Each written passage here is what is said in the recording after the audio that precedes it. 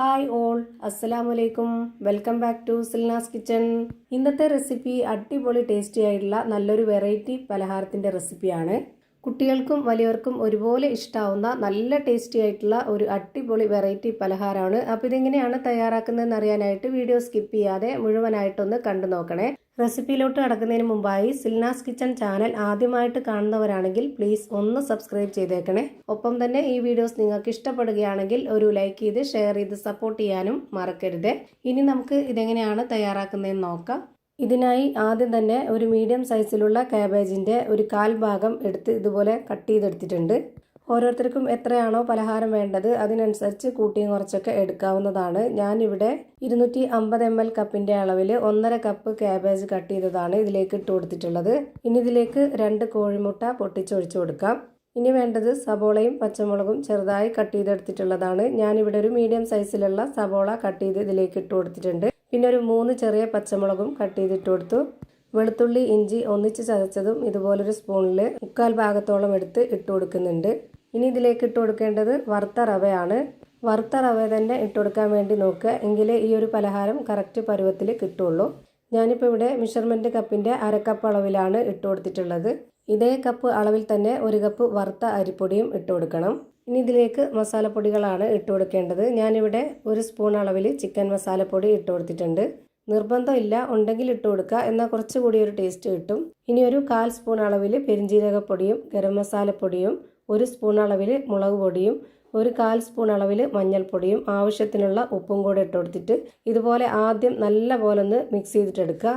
വെള്ളമൊന്നും ഒഴിച്ചു കൊടുക്കാതെ തന്നെ കൈകൊണ്ട് ആദ്യം നല്ല പോലെ മിക്സ് ചെയ്തെടുത്തതിന് ശേഷം മാത്രം വെള്ളം ഒഴിച്ചു കൊടുക്കുക. അതുപോലെ ഇതിൻ്റെ ഒരു കറക്റ്റ് പരുവം എന്ന് പറയുന്നത് ഒരുപാട് അങ്ങ് കുഴഞ്ഞു പോവുകയും ചെയ്യരുത്, നല്ലപോലെ ടൈറ്റ് ആവുകയും ചെയ്യരുത്. ഇപ്പോൾ ഇതിൽ വെള്ളമൊന്നും ഒഴിച്ചു കൊടുക്കാതെ ഈ ഒരു മുട്ടയുടെ നനവ് വെച്ച് മാത്രം തന്നെ ഇതുപോലെ നന്നായിട്ടൊന്ന് മിക്സ് ചെയ്തെടുത്തിട്ടുണ്ട്.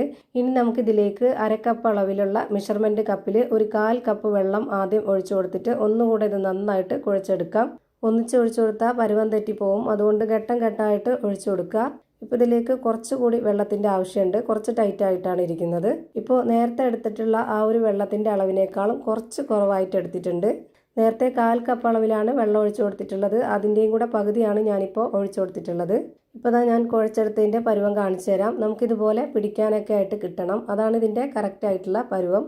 അതായത് മാവ് നമുക്ക് ഏത് ഷേപ്പിലാണോ റെഡിയാക്കി എടുക്കേണ്ടത് അതുപോലെ റെഡിയാക്കി എടുക്കാൻ പറ്റുന്ന ആ ഒരു പരുവമാണ് കറക്റ്റ് പരുവം.